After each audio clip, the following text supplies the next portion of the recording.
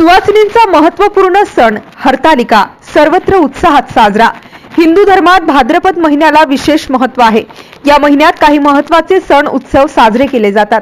यातील महत्त्वाचा एक सण म्हणजे हरतालिका। 6 सप्टेंबर रोजी सुवासिनींकडून हा सण सर्वत्र मोठ्या उत्साहात साजरा करण्यात आला। भाद्रपद महिन्याच्या शुक्ल पक्षाच्या तृतीयेस हरतालिका व्रत केले जाते।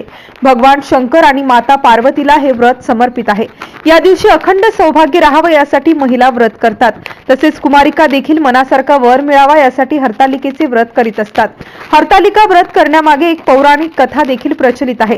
ती म्हणजे हिमाचल पर्वताची मुलगी गौरी ही पर्वताची कन्या म्हणून तिला पार्वती देखील म्हणतात। हिला भगवान विष्णूची मागणी घेऊन नारद मुनी हिमालयाकडे गेले होते। या सुरुवातीने हिमालयाला अतिशय आनंद झाला होता। त्याने पार्वतीला ही गोड बातमी सांगितली, पण पार्वती आधीपासून भोळा शिव म्हणजेच श्री शंकराला वर मानून बसली होती। मनातल्या मनात तिने सदा शिवालाच आपला पती मानले होते। पित्याने विष्णूशी लग्न ठरविल्यामुळे ती आपली मैत्रीण आली हिला घेऊन अरण्यात निघून गेली। तिथे तिने कठोर तपश्चर्या व शिवाच्या अखंड चिंतनेने उपासनेने शंकराला प्रसन्न केले व आपल्या पती होण्याची कृपा करावी असा वर मागितला। शंकराने तथास्तु म्हटले। ही बातमी करताच हिमालयाने भगवान शंकराला आमंत्रण देऊन शिव पार्वतीचा मंगल विवाह सोहळा घडवून आणला। अशा तऱ्हेने पार्वतीने अत्यंतिक प्रेमाने निष्ठेने शंकराला मिळवले, म्हणून लोक शंकराला पार्वती पतय असे म्हणू लागले।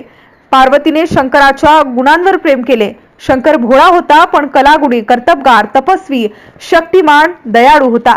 ह्या व्रताची कथा आजच्या मुलींसाठी देखील प्रेरणादायी ठरते। हल्लीच्या मुलींनी व त्यांच्या पालकांनी देखील या सणाच्या कथेतून शिकण्यासारखे आहे। फक्त संपत्ती, ऐश्वर्य व दिखावपणावर जाऊन लग्नाचा निर्णय घेऊ नये, तर मुलाच्या कर्तबगारीवर, गुणांवर, कर्तृत्वावर विश्वास ठेवावा।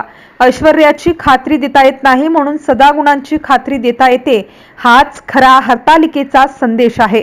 MCN न्यूज मराठी करिता वैष्णवी उमाळे, जामोद।